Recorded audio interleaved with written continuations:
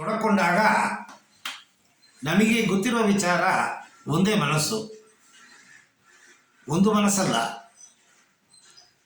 ಒಂದು ಮನಸ್ಸಿತ್ತು ಅಂತಂದರೆ ಮೂರನೇ ಕಣ್ಣನ್ನು ಓಪನ್ ಮಾಡಲು ಸಾಧ್ಯವೇ ಇಲ್ಲ. 4 ಮನಸ್ಸಿದೆ. ಎಡಭಾಗದಲ್ಲಿ 2 ಮನಸ್ಸು, ಬಲಭಾಗದಲ್ಲಿ 2 ಮನಸ್ಸು. ಮನಸ್ಸು ಅಂತನ್ನೋದೇ ಕಣ್ಣಿಗೆ ಕಾಣದೇ ಇರುವ ಸೂಕ್ಷ್ಮ ರೂಪದಲ್ಲಿರುವ ಒಂದು ಅಂಗ. ಈ ಆತ್ಮ ಮತ್ತು ಮನಸ್ಸು ಎರಡು ಕೂಡ ಒಂದಕ್ಕೊಂದು ಸೇರಿಕೊಂಡಿದೆ, ಬಿಡುಗಡೆ ಮಾಡಲು ಸಾಧ್ಯವಿಲ್ಲ.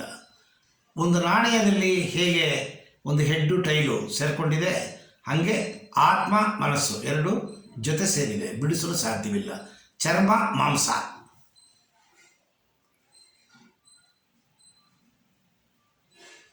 ಇದು ಯಾತಕ್ಕೆ ಸೇರಿಕೊಂಡಿದೆ ಅಂತಂದರೆ ಡಿಫರೆನ್ಷಿಯೇಟ್ ಮಾಡಲು ಸಾಧ್ಯವೇ ಇಲ್ಲ.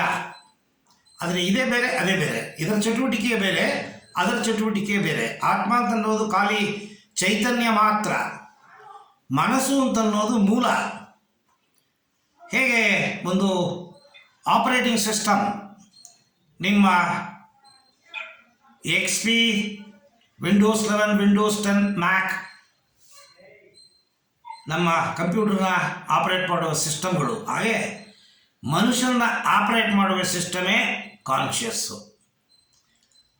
ಆ ಕಾನ್ಷಿಯಸ್ ಅಂತನ್ನೋದು ಹಳೆಯ ಜನ್ಮಗಳು. 84 ಲಕ್ಷ ದೇಹಗಳನ್ನು ದಾಟಿ ಈ ದೇಹಕ್ಕೆ ಬಂದಿದ್ದೀವಿ ನಾವು.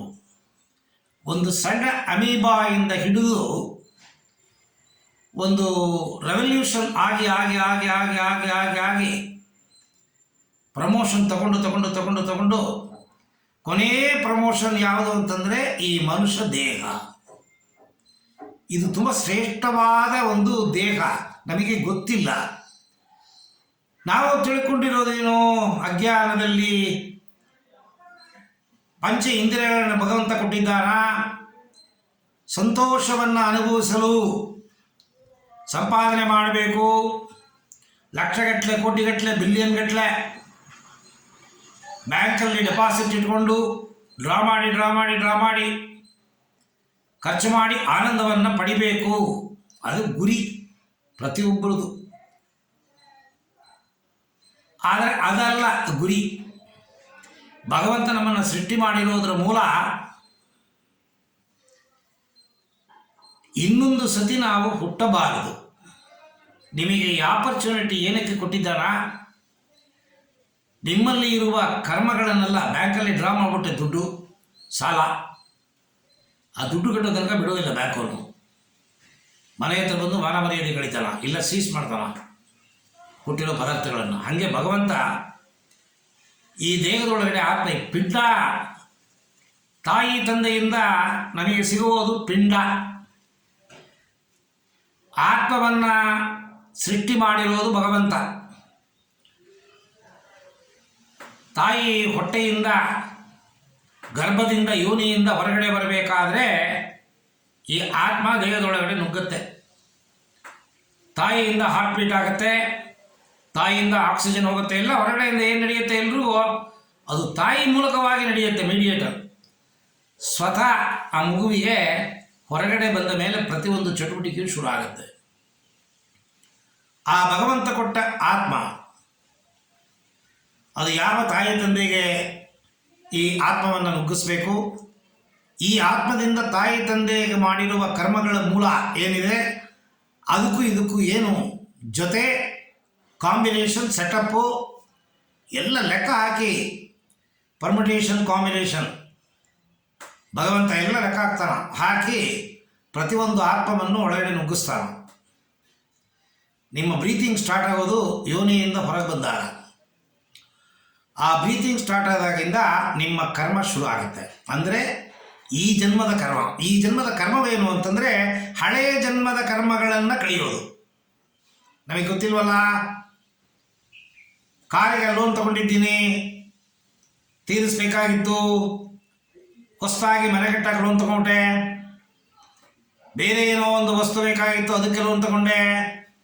ಹೀಗೆ ನಾನು ಕರ್ಮಗಳನ್ನು ಹೊಸತಾಗಿ ಸೃಷ್ಟಿ ಮಾಡ್ತಾ ಇದ್ದೀನಿ ಹೊರತು ಹಳೆಯದು ಹೊತ್ತುಕೊಂಡ್ಬಂದಿರೋ ಕರ್ಮವನ್ನು ನಾನು ತೀರಿಸಲಿಲ್ಲ.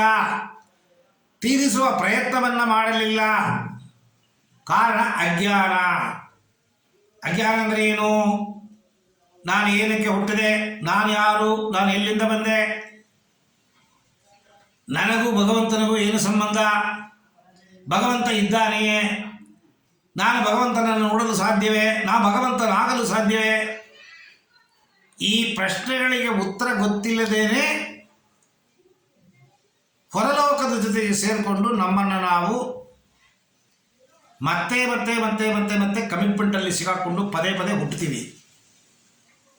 ಬಂದಿರೋ ಕಾರಣ ಗೊತ್ತಿಲ್ಲದೆ ತಿರುಗಿ ತಿರುಗಿ ತಿರುಗಿ ಮೂಟೆ ಕಟ್ತೀವಿ. ಅದರಿಂದ ಈ ಜನ್ಮ ಸಾವಿರಾರು ಜನ್ಮಗಳು, 8 ಜನ್ಮ ಅಂತ ಗೊತ್ತೇ ಇಲ್ಲ. ಪ್ರತಿಯೊಬ್ಬರು ಒದ್ದಾಡ್ತಾರೆ, ನರಳ್ತಾರೆ. ಈ ನಾಯಿಗೆ ಮುಕ್ತಿ ಇಲ್ಲ, ಕತ್ತೆಗೆ, ಕುದುರೆಗೆ, ಪಕ್ಷಿಗೆ ಮುಕ್ತಿ ಇಲ್ಲ. ಮನುಷ್ಯನಿಗೆ ಮಾತ್ರ ಮುಕ್ತಿ, ಹುಟ್ಟಿಲ್ಲ, ಸಾವಿಲ್ಲ. ಈ ಮೂರನೇ ಕಣ್ಣು ಅಂತನ್ನುವುದು ಈ ನಾನು ಹೇಳಿದ ಈ ಪ್ರಶ್ನೆಗಳಿಗೆ ಉತ್ತರ ಕೊಡುವ ಕಣ್ಣು. ನಾನು ಏನಕ್ಕೆ ಹುಟ್ಟಿದ್ದೀನಿ, ನನ್ನ ಮೂಲವೇನು, ನನಗೂ ಭಗವಂತನಿಗೂ ಏನು ಸಂಬಂಧ, ನಾನು ಹುಟ್ಟಿದ ಕಾರಣ ಸಲುವಾಗಿ ನಾನು ಸರಿಯಾಗಿ ನನ್ನ ಚಟುವಟಿಕೆಗಳನ್ನು ಮಾಡುತ್ತಿದ್ದೇನಾ, ಇವುಗಳೆಲ್ಲ ಒಂದು ದಿವಸ ಕೂಡ ನಮಗೆ ಗೊತ್ತಿಲ್ಲ. ನಾವು ಯೋಚನೆಯನ್ನು ಕೂಡ ಮಾಡಿಲ್ಲ, ನಮಗೆ ಬೇಕಾಗೂ ಇಲ್ಲ. ನಮಗೆ ಬೇಕಾಗಿರೋದೆಲ್ಲ ಏನು, ನಮ್ಮ ತಾತ ಏನು ಮಾಡ್ದ, ನಮ್ಮ ತಾತ ಏನು ಮಾಡಿದ್ದನ್ನು ಅಪ್ಪ ಏನು ಮಾಡ್ದ, ಅಪ್ಪ ಮಾಡಿದ್ದನ್ನು ನಾನು ಮಾಡ್ತೀನಿ, ನಾನು ಮಾಡಿದ್ದನ್ನು ನನ್ನ ಮಗ ಮಾಡ್ತಾನೆ. ಇಷ್ಟು ಮಾತ್ರ ನಮಗೆ ಗೊತ್ತು. ಇದನ್ನು ಮೀರಿ ಕೆಲವರು ಒಂದು ಹೆಜ್ಜೆ ಮುಂದೆ ಇಡ್ತಾರೆ. ಅವರೇ ಸಿದ್ಧರು, ಸನ್ಯಾಸಿಗಳು, ಸಂತರು. ಭಗವಂತನ ಪಡೆಯಲು ಅವರು ಮಾಡುವ ಸಾಧನೆಯಿಂದ ಈ ಬಂಧನದಿಂದ ಬಿಡುಗಡೆಯಾಗಿ ಮುಕ್ತಿ ಸಿಗುತ್ತೆ ಅವರಿಗೆ. ನನಗೆ ಅದೆಲ್ಲ ಗೊತ್ತಿಲ್ಲ. ಈ ಮೂರನೇ ಕಣ್ಣನ್ನು ಏನಕ್ಕೆ ತೆಗಿಬೇಕು